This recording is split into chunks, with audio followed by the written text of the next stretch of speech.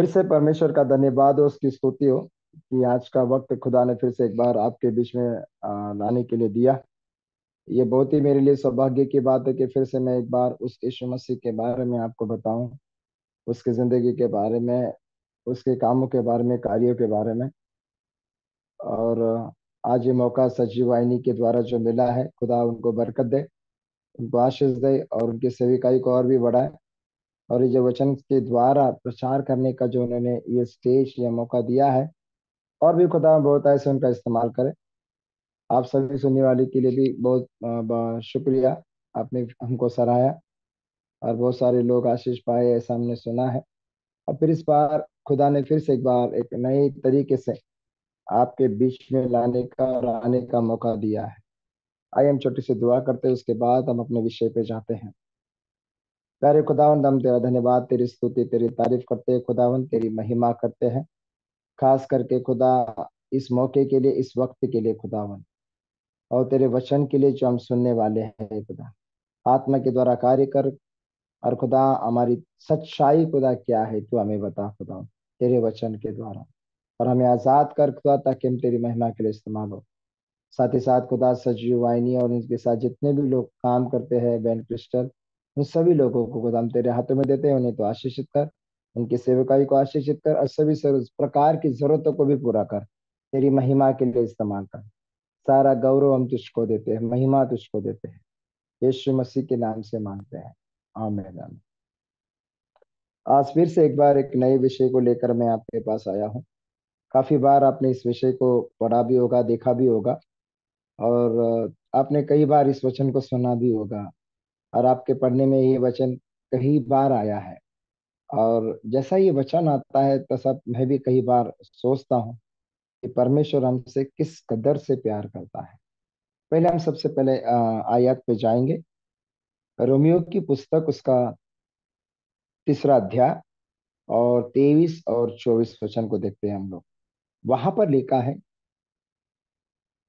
सभी ने गुनाह किया है और खुदा के जलाल के लिए वे बहुत दूर हो चुके हैं।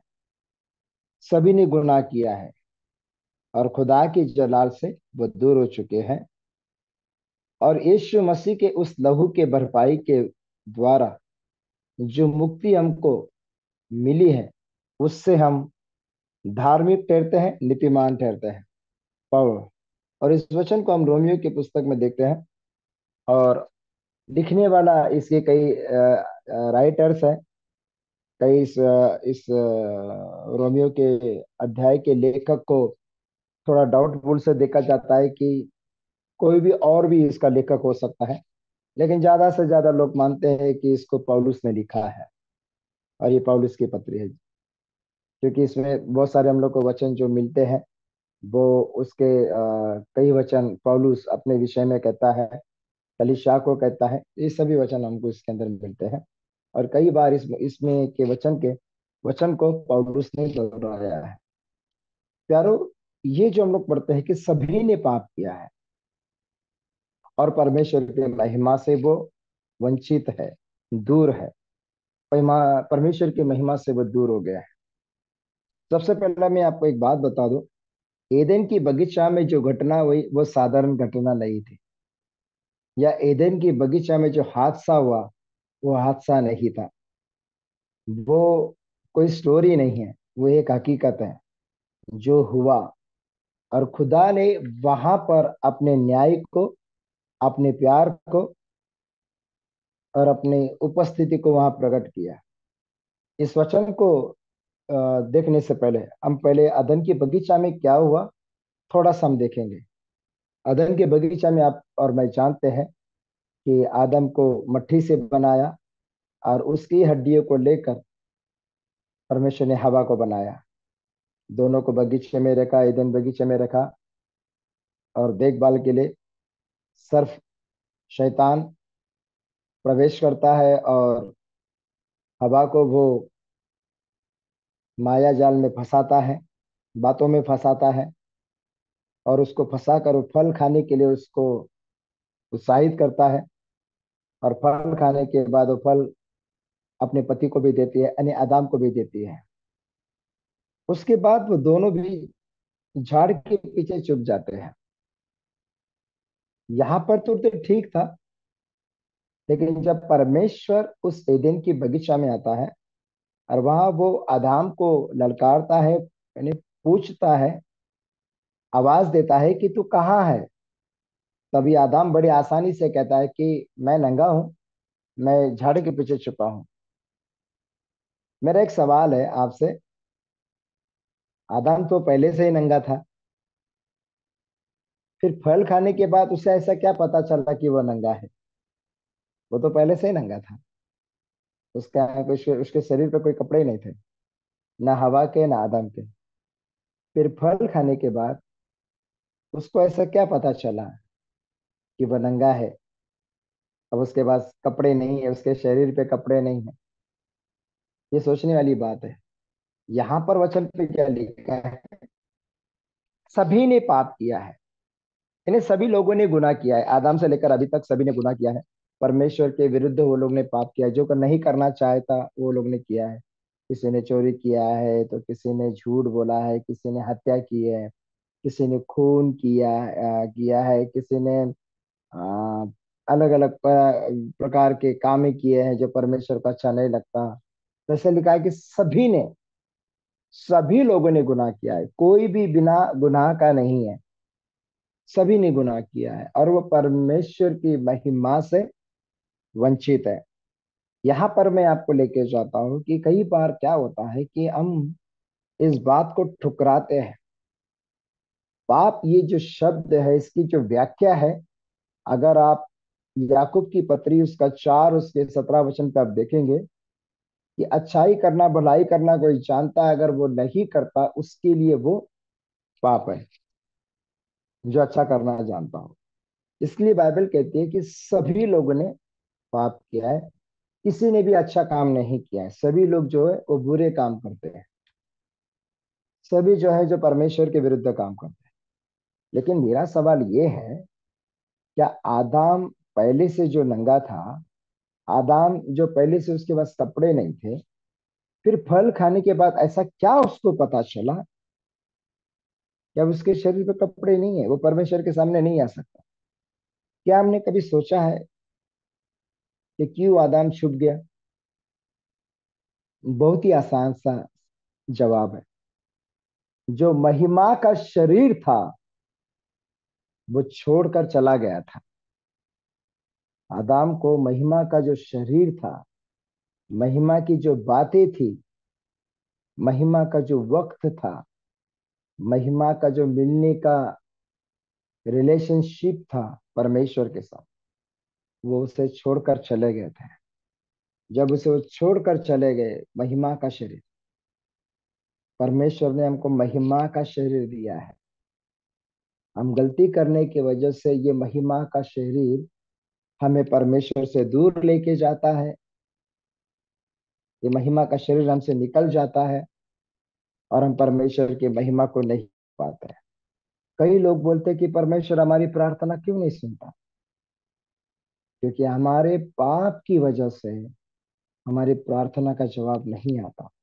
हमारे पाप की वजह से हम परमेश्वर की महिमा को नहीं देख पाते, उसके आश्चर्य काम को नहीं देख पाते। पाप ऐसा एक दीवार है जो आपको और मुझको परमेश्वर के पास जाने नहीं देता। ये ऐसा बीमारी है जो अंदर ही अंदर मनुष्य को खोखला कर देता है, परमेश्वर से रिश्ता बिगाड़ देता है। देखो, अगर किसी को अगर भयानक बीमारी हो गई तो लोग उसको घर पे नहीं रखते हैं, लोग उसको दूर डाल के आते हैं, फेंक के आता है, हॉस्पिटल में भर्ती करके आते हैं, फिर बाद में कोई उससे मिलने जाता नहीं जाता। ये पाप भी ऐसा ही है। ये पाप भी हमको परमेश्वर से दूर लेके जाता है, शैतान के साथ हमारा रिश्ता बढ़ाता है। जो कुछ हम परमेश्वर की महिमा के लिए देखना चाहते हैं, महिमा की बातें, बहुत सारी महिमा की बातें हैं। परमेश्वर ने लाजरस के परिवार को भी बोला था, यूहन्ना 11:40 में, यदि तू विश्वास करेगा तो परमेश्वर की महिमा को देखेगा। लेकिन वो लोग संदेह करते रहे, अलग अलग जवाब देते रहे, लेकिन खुद यीशु मसीह कह रहा है, यदि तुम विश्वास करोगे संपूर्ण मन से, संपूर्ण हृदय से, तो मेरी महिमा को देखोगे। अगर आप यूहन्ना के 12 अध्याय में 1 से लेकर 4 वचन तक अगर देखते हैं, वहां पर लिखा है, अब मनुष्य के पुत्र की महिमा करने का वक्त आ चुका है। यारो, हमारा अंदर जो वासना बोलो काम करती है, पाप अगर जो काम करती है, वो हमको कहीं दूर तक लेके जाती है, जहां हमारा रिश्ता बिगड़ जाता है। यहाँ पर हमारा रिश्ता बहुत अच्छा था, लेकिन एक दिन बगीचा में कुछ ऐसा हादसा हुआ, शैतान ने वो अपने काम को अंजाम दिया। वो सच उसको उनको समझ में नहीं आया, जो झूठ था उनको समझ में नहीं आया। वो शैतान की बातों को सच मान बैठे हैं कि तुम मरोगे नहीं, सच में थोड़ी मरोगे। ये सभी बातें वो सच मान के बैठे हैं। फल खाने के बाद हवा भाई मरी नहीं, जिंदा ही थी। लेकिन परमेश्वर की महिमा का शरीर उसके अंदर से निकल गया। ये जब परमेश्वर उस बगीचे में आया, तब उनको पता चला कि वो नंगे हैं, शारीरिक नंगे हैं, पाप वाले नंगे हैं। यारो, हमको परमेश्वर ने ऐसे नहीं चुना है, ऐसे नहीं चुना है। फिर से एक बार उसकी महिमा को हमारे अंदर डालने के लिए परमेश्वर ने हमको चुना है। जो महिमा चली गई थी, उसको वापस लाने के लिए यीशु मसीह इस दुनिया में आए। देखो, लास्ट संडे हम लोग ने एक दिन मनाया जिसको हम पाम संडे बोलते हैं। पाम संडे को हमने क्या किया कि हमने देखा कि कैसा गधे को लाया जाता है। जैसे जकरया की पुस्तक उसके 9:9 में लिखा है, मत्ती की पुस्तक उसके 21 अध्याय और 1 से लेकर 4 तक अपने पढ़ते हैं तो वहां दिखाई देता है। गधे को छुड़ा कर लेके आओ करके कहा है कि वहां तुमको गधा बांधा हुआ दिखेगा एक वृक्ष के नीचे। अगर कोई तुमको पूछेगा तो बोल देना कि इसको प्रभु की इसको आवश्यकता है। ध्यान में रखिएगा, जिस झाड़ के नीचे पाप की शुरुआत हुई, उसी झाड़ के नीचे से, मैं एक एग्जाम्पल बता रहा हूँ, झाड़, उसी झाड़ के नीचे से बांधे हुए गधे को यीशु मसीह लाने को बोलता है, जो पाप में बंधन में पड़ चुके थे, पाप के बंधन में, पाप के बंधन में गिर चुके थे, जो परमेश्वर से महिमा से वंचित थे, दूर थे। फिर से यीशु अपनी महिमा दिखाने के लिए, अपनी महिमा में लाने के लिए चेलों को भेजता है कि जाओ गधे को छुड़ा कर लेके आओ। वो गधा दूसरा और कोई नहीं, यहाँ पर नहीं है, जो पाप के बंधन में थे। वहां पर परमेश्वर अपने चेलों को भेजता है सुसमाचार सुनाने के लिए, ताकि उसके सुसमाचार पर विश्वास रख के वहां से हम बंधन मुक्त होके यीशु की महिमा के लिए उसको अपनी जिंदगी में लें। जब गधे पर यीशु बैठा तो सभी लोग गधे के नीचे क्या डालने लगे? फूल डालने लगे, चद्दर डालने लगे, क्या क्या उसका स्वागत करने लगे। गधे की जिंदगी बदल गई। गधे ने पहली बार देखा होगा, अरे भाई ये कौन से लोग हैं कि मेरे पैरों के नीचे फूल डाल रहे हैं, चद्दर डाल रहे हैं। लेकिन गधा भूल गया था कि उसके ऊपर कौन बैठा है। ये भी हमारी भी गलतफहमी ऐसी है, और आदाम की भी गलतफहमी यही थी। हम जो पाप करते हैं, कभी हम बोलते हैं कि परमेश्वर हमारी सुनता नहीं, परमेश्वर हमारी ओर देखता नहीं, परमेश्वर हमारी चिंता करता नहीं। कैसा करेगा? जबकि हमने अपने पाप को अपना दोस्त बना के लिया है, जीवन साथी बना के लिया है। जो उसको अच्छा नहीं लगता हम उसके पीछे भाग रहे हैं, जो वो चाहता है उसके पीछे हम नहीं भागते हैं। हम कहते हैं कि परमेश्वर तेरी महिमा हमको दिखा, लेकिन हम खुद उस महिमा से दूर है। हम खुद पाप की जिंदगी बिता रहे हैं, तो परमेश्वर अपनी महिमा कैसा दिखाएगा? अपने आश्चर्य काम कैसा दिखाएगा? अपने कार्य को कैसे दिखाएगा परमेश्वर आपके और मेरे अंदर? तो परमेश्वर चाहता है कि उस उधर से हम बाहर निकले, उस पाप की दलदल से हम बाहर निकले। हम ये समझ ले कि ये पाप की जिंदगी हमको कहाँ तक लेके जाएगी, परमेश्वर से दूर कर देगी, रिश्ते को तोड़ देगी, कुर्बानी को व्यर्थ ठहराएगी, और दूसरी मौत के हवाले कर देगी, नरक के दरवाजे हमारे लिए खोल देगी। जहां पर हमेशा का दांत पिसना, रोना पिटना होगा, किसी प्रकार की शांति नहीं होगी, आनंद नहीं होगा। ऐसी जगह पे हम चले जाएंगे। इसलिए यीशु मसीह इस दुनिया में आए। इसलिए यीशु मसीह हमको इस पाप से छुड़ाने के लिए, जैसे रोम 6:23 में लिखा है, हमको पाप के बंधन से, मौत से छुड़ाने के लिए, हमेशा की जिंदगी देने के लिए इस दुनिया में आए, इस पाप का कर्ज चुकाने के लिए। इतना हम लोग यीशु के लिए, उसके पिता के लिए इतनी इंपॉर्टेंट है। देखो कितना इंपॉर्टेंट है। हमको बचाने के लिए खुद के बेटे को दांव पे लगा दिया है। हमको बचाने के लिए, हमको पाप से मुक्ति दिलाने के लिए, उद्धार देने के लिए, पाप क्षमा देने के लिए अपने बेटे को दे दिया उसने। अपने बेटे को दे दिया। इतना बड़ा त्याग कौन करता है? क्योंकि यीशु जानता था कि इसी पाप की वजह से हम उससे दूर हो चुके थे, और इसी की कुर्बानी की वजह से अब हम उसके करीब आ जाएंगे, उसकी महिमा में आ जाएंगे, उसके कामों में आ जाएंगे, उसके राज्य में आ जाएंगे। और यीशु मसीह ने वो करके दिखाया। वो करके दिखाया उसने हमारी जिंदगी में। यारो, आगे अगर हम देखते हैं कि उसने पूरा जुर्माना चुकाया। जो भी उसका मोह बदला था, यीशु मसीह ने पूरा चुकाया अपने पवित्र लहू से। अपने पवित्र लहू को बहा दिया उसने। जब देखते हैं, देखो, अगर बहुत ही दर्दनाक उसकी आवाज थी, एले एले एली एली नमा सबक्तनी, ये कोई मामूली आवाज नहीं है। एक बेटा अपने बाप को बोल रहा है कि मुझे क्यों छोड़ दिया, सिर्फ आपको और मुझको अपनाने के लिए।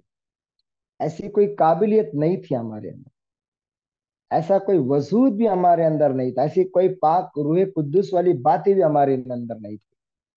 अपने बेटे को उसने दे दिया, उसके लहू को उसने बहा दिया, उसकी आंखों के सामने तो सब कुछ होता रहा।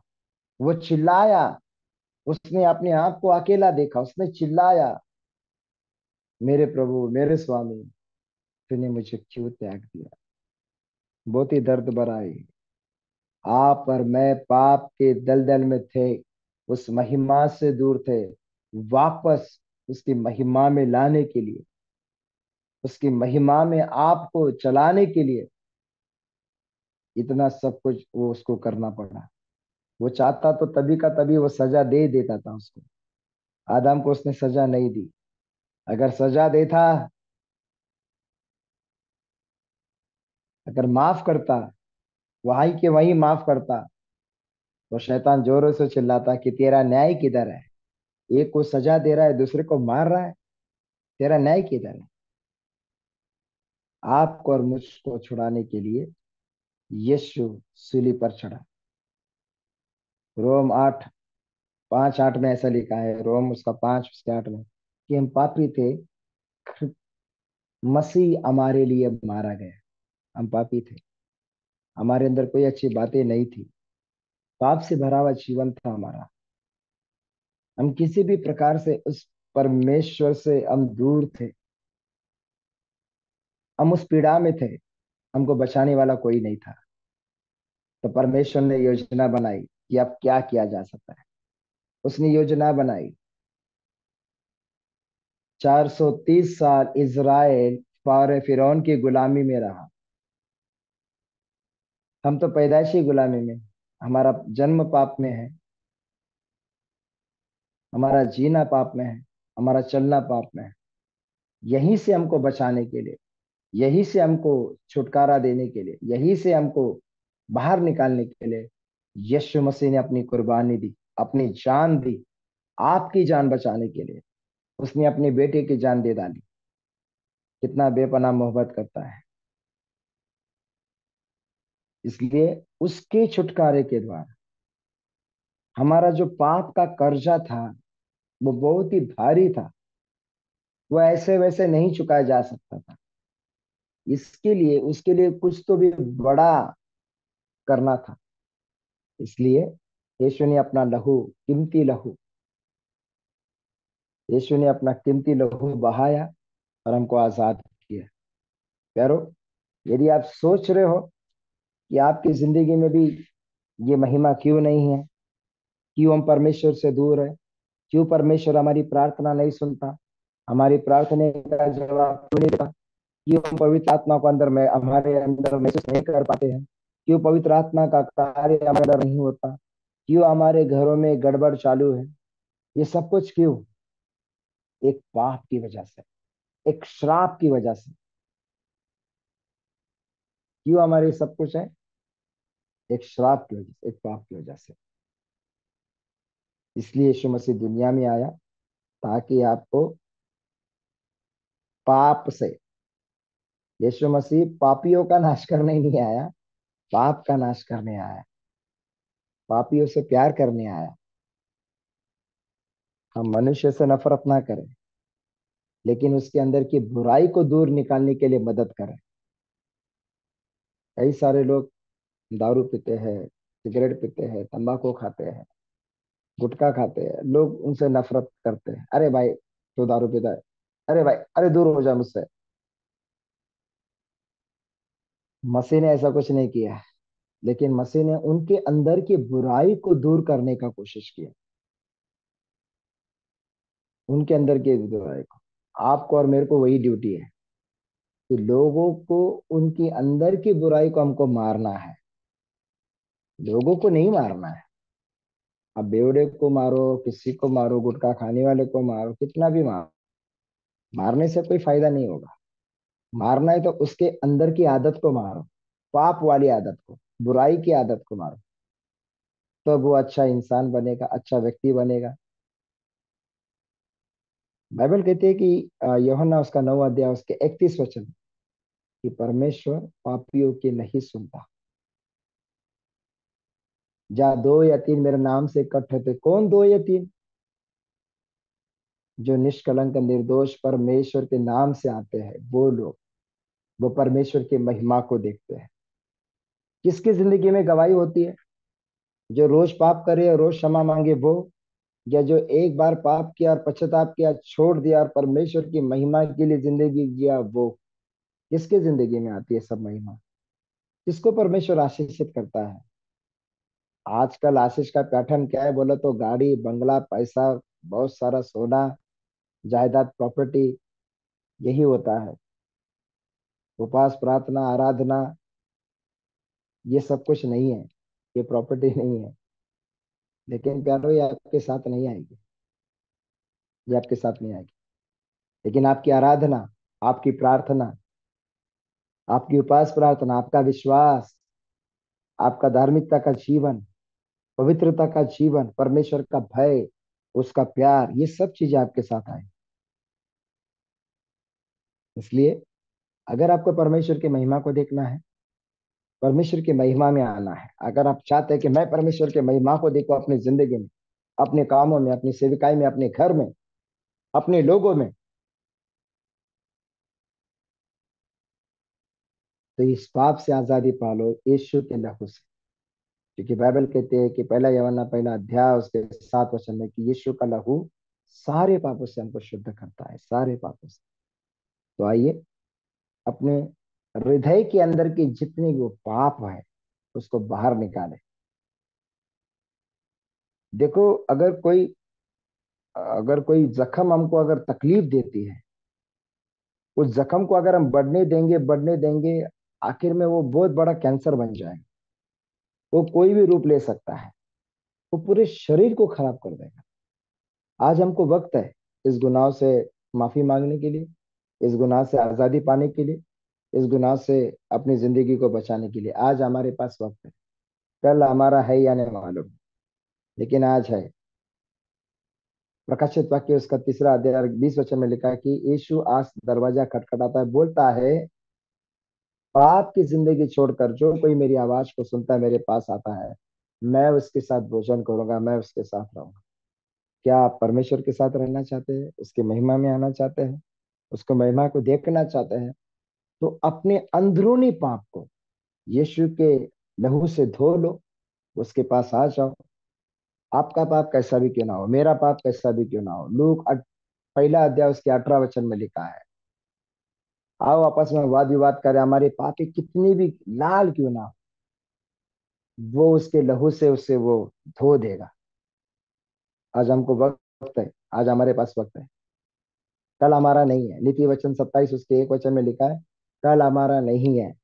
याकूब के पत्री 4 उसके 13 से लेकर 20 में लिखा है कि कल हमारा नहीं है, आज हमारा है।